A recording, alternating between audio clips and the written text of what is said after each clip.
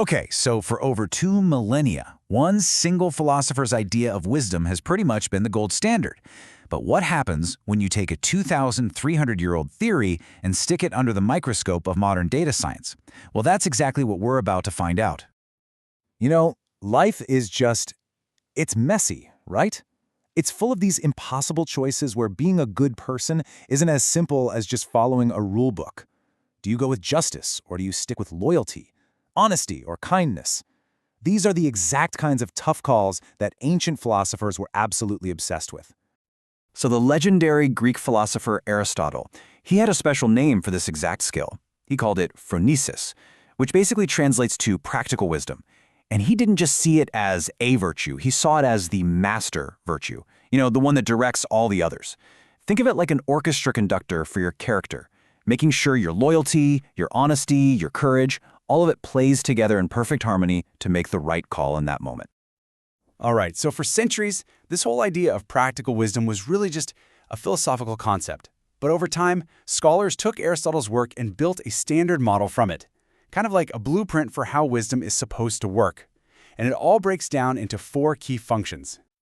And you gotta admit, this model, it feels really logical. It just makes sense. First, you have to actually see that a situation has moral weight. That's perception.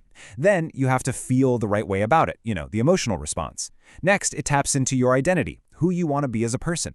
And then finally, you weigh everything and make the call. That's adjudication. It's a really neat, clean, step-by-step process. But here's the thing, and this is the crucial part. As elegant and neat as this 4-part model is, it was basically just a theory.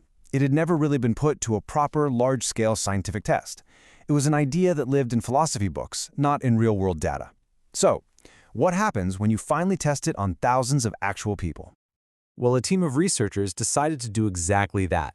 They went ahead and developed a whole new tool to actually measure practical wisdom, and then they surveyed thousands of people across the UK and the US to see if Aristotle's ancient blueprint actually held up to scrutiny. So really, the million-dollar question was this. When you take all the data from all those thousands of people, do their answers neatly sort themselves into those 4 classic boxes? Perception, emotion, identity, and adjudication? Bottom line, was Aristotle right all along? And the answer was a clear and honestly a pretty surprising no. It didn't. The data just didn't fit that classic 4-part model. It turns out the real picture of how we use practical wisdom is, well, it's a whole lot more complicated than that. So instead of those 4 tidy components, the number crunching, the statistical analysis, it revealed something way more nuanced. The data actually pointed to 10 distinct, measurable factors that make up practical wisdom. Let that sink in, not 4, 10. I mean, that's a pretty major challenge to an idea that's been around for 2,300 years. But look, this wasn't just about poking holes in an old theory. These results gave us something way more valuable. They gave us a new, scientifically backed map of what practical wisdom really is. It shows us what's actually going on inside our heads when we're wrestling with those tough moral calls. And this diagram just illustrates the new model perfectly. It's not a simple 4-step ladder anymore. Instead, practical wisdom looks more like this, a complex, tangled web of 10 interconnected parts. I mean, you can see how some connections, like those thick blue lines, show really strong links between things like moral self-relevance and aspired moral identity. Other connections are weaker. The point is, it's not some linear process. It's a dynamic, living network. Okay, so 10 components. That's a lot to wrap your head around, right? So how do you make sense of all that complexity? Well, the researchers used a really cool technique called network analysis to figure out which of these 10 parts were the most central. The ones that act like the main hubs connecting everything else. They were basically searching for the real engine of wisdom. And here they are. The analysis pinpointed 5 core components right at the heart of this whole network. You've got aspired moral identity, that's the kind of good person you want to be, and moral deliberation, which is you consciously thinking through the problem. But just as important are moral self-relevance, that's when you see a situation as personally important to you. Then there's negative moral emotion, that gut punch you feel when something is just wrong. And finally, moral integration, that deep-seated need for your actions to actually line up with your values. These 5, these seem to be the true engine driving wise decisions. Okay, so what's the big payoff here? Why does this matter? Well, this goes way, way beyond just updating some dusty old philosophical theory.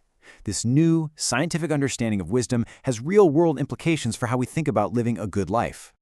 Because we have to remember the original goal here. For Aristotle, phronesis, or practical wisdom, it wasn't just about making good choices in the moment. The ultimate point of being wise was to achieve what he called eudaimonia, which is a fancy Greek word for what we'd call flourishing. Living a life of deep meaning, well-being, and genuine fulfillment. And that, of course, led to the final critical test. Does this new, more complicated 10-part model of wisdom actually do a better job of predicting who is flourishing in their life? Is it more powerful than other major psychological theories out there that try to explain our moral lives? The results were, frankly, pretty stunning. This new model for practical wisdom predicted all these key outcomes related to flourishing and morality with, on average, 13.7% more accuracy than another major, really well-established framework called moral foundations theory. Now, that might not sound like a huge number, but in social science, that is a significant, meaningful leap in predictive power. It's a big deal. So what this all means is that we've moved from a purely philosophical idea to a scientifically validated map.